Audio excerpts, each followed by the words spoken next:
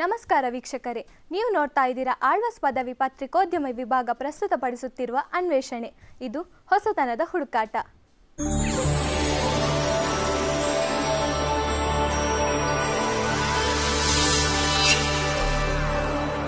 The death of road. ಪ್ರಪಂಚದಲ್ಲೇ ಕೆಲವು ರಸ್ತೆಗಳು ಹೆಚ್ಚು ಕಡಿದಾಗಿದ್ದು, ಹೆಚ್ಚು ತಿರುವುಗಳು ಮತ್ತು ಸಂಚಾರಕ್ಕೆ ಅಪಾಯಕಾರಿಗಳಾಗಿವೆ. ಅದರಲ್ಲೂ ವಿಶ್ವದ ಅಪಾಯಕಾರಿ ರಸ್ತೆ ಎಂದೇ ಗುರುತಿಸಿಕೊಂಡ ನಾರ್ತ್ ಇಂಗಸ್ ರಸ್ತೆ ಪ್ರತಿ ವರ್ಷಕ್ಕೆ 200 ರಿಂದ 300 ಪ್ರಯಾಣಿಕರ ಸಾವಿಗೆ ಕಾರಣವಾಗುತ್ತೆ ಅನ್ನೋ ವಿಷಯ ನಿಮಗೆ ಗೊತ್ತಿದೆಯಾ?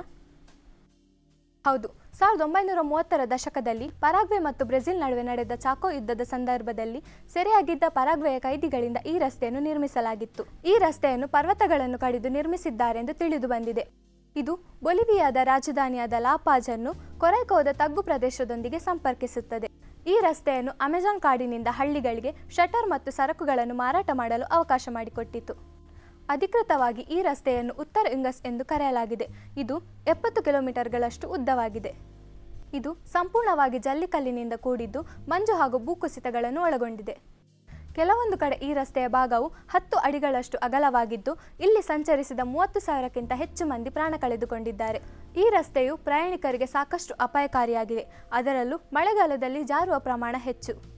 ಆದ್ದರಿಂದ 1995ರಂದು ಇಂಟರ್ ಅಮೆರಿಕನ್ ಬ್ಯಾಂಕ್ ಈ ರಸ್ತೆಯನ್ನು ವಿಶ್ವದ ಅಪಾಯಕಾರಿ ರಸ್ತೆ ಎಂದೇ ಘೋಷಿಸಿತು. 2006ರವರೆಗೂ ಈ ಎರಡೂ ನಗರಗಳ ನಡುವೆ ಸಂಚರಿಸಲು ಇದೇ ದಾರಿಯನ್ನು ಉಪಯೋಗಿಸುತ್ತಿದ್ದರು. 2009ರಲ್ಲಿ ಸರ್ಕಾರವು ಭದ್ರತಾ ಕ್ರಮಗಳನ್ನು ಕೈಗೊಂಡು ಹೊಸ ರಸ್ತೆಯನ್ನು ನಿರ್ಮಿಸಿತು. ಈ ರಸ್ತೆಯು ಯಾವುದೇ ಅಪಾಯವಿಲ್ಲದೆ ಸುರಕ್ಷಿತವಾಗಿತ್ತು.